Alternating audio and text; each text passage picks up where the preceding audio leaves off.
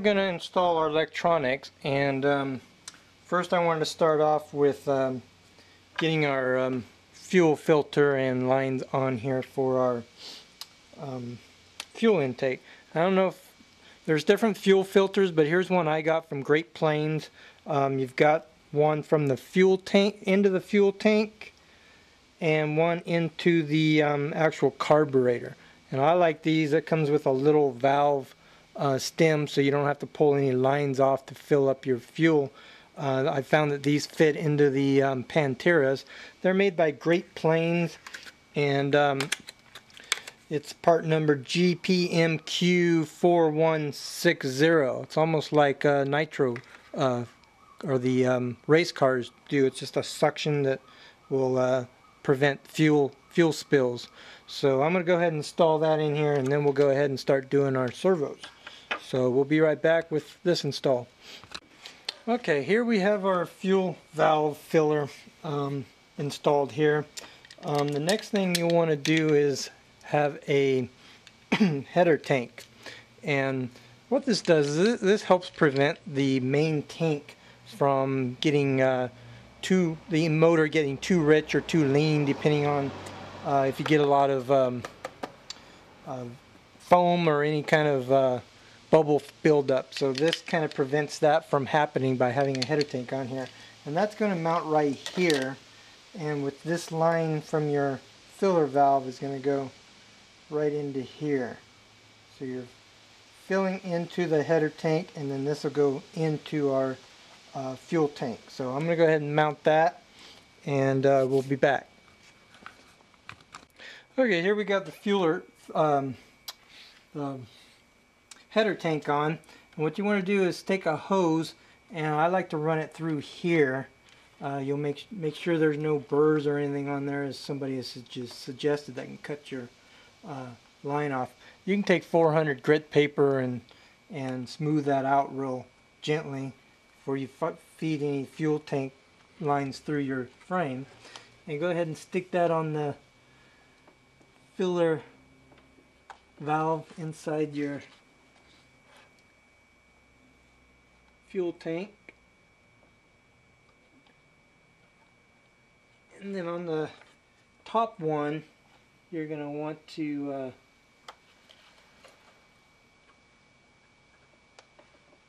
feed that through the other side to the nipple on your exhaust.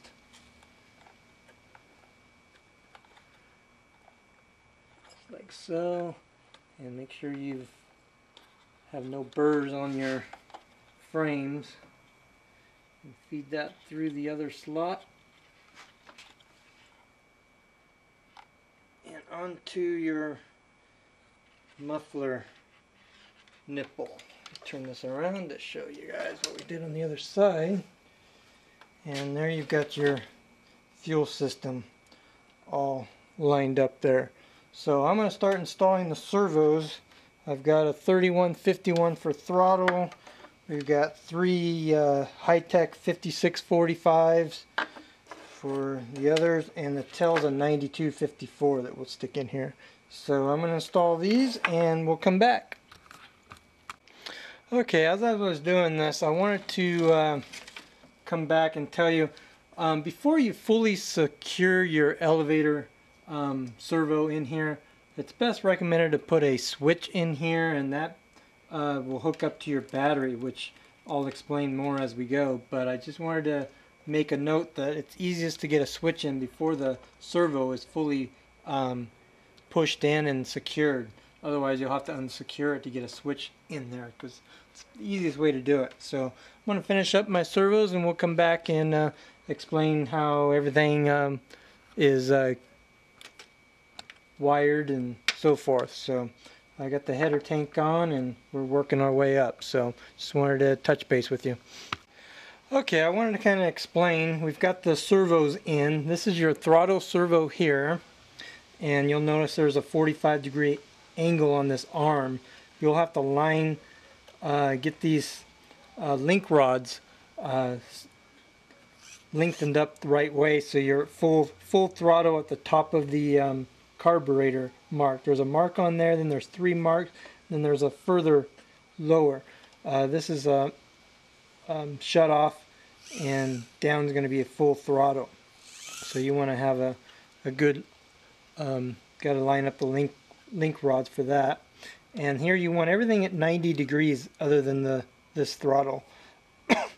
90 degrees here, 90 degrees here, and even your arms up here should be all 90 degrees setting up. So that's our main goal, is you want everything 90 degrees when you fire up. And this is your hold on a second. What happens to be your elevator, I got rid of it. This is your, I have to look again, which one's which here. Let me figure that out and I'll be right back. Yeah, you got your aileron on this side and you have your pitch on this side. And the easiest way that I figure out to do it is mark the little tabs when you're putting them in, so you can put that in your receiver correctly.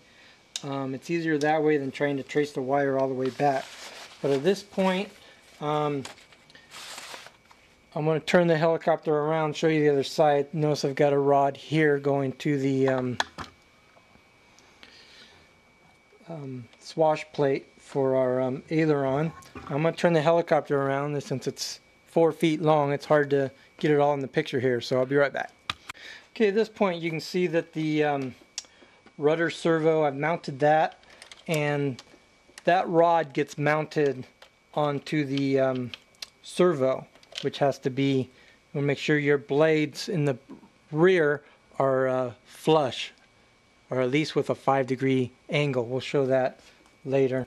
Here you're going to mount your rudder servo to your gyro up here, and make sure you hook up black to black. And some guys will tape this up. I prefer to use how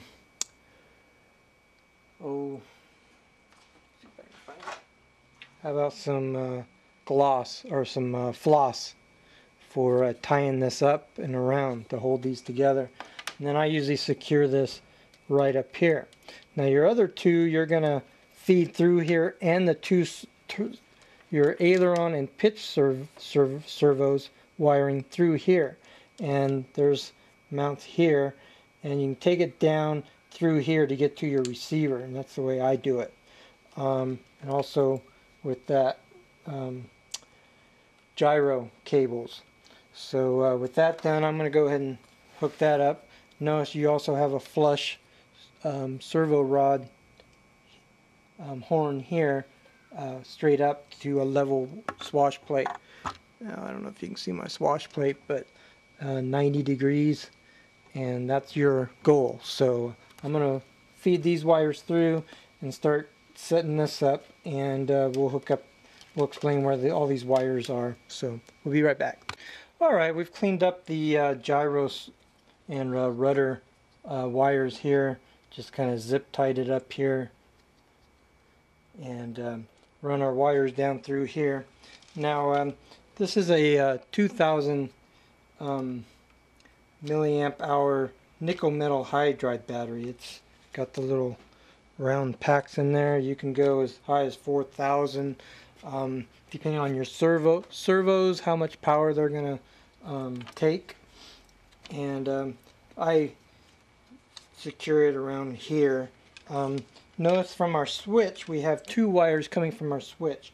One goes to the battery and the other one goes to a Y. Now this one has a volt watch on it that will mount right here. My governor will mount here, and this other wire is going to plug into your battery port of your receiver. That's why I have a Y on there. And then the other switch wire will go down here, and this is your charging station right here for charging up your battery. And the volt watch, depending on, this is a 4.8 volt. You can also use 6 volts, but be careful what your servos can handle, because some servos are deemed at 4.8 volts only. So be careful what servos you have, and get the right battery pack for your servos. There is a switch to switch it back and forth depending on what battery pack you have. And so at this point, I'm going to go ahead and get this all hooked up. We've got all our servo wires hanging over here for our receivers, and hopefully you've labeled them for your receiver. Makes it a lot easier if they're labeled. So I'm going to go ahead and start hooking up my receiver here, and we'll be back.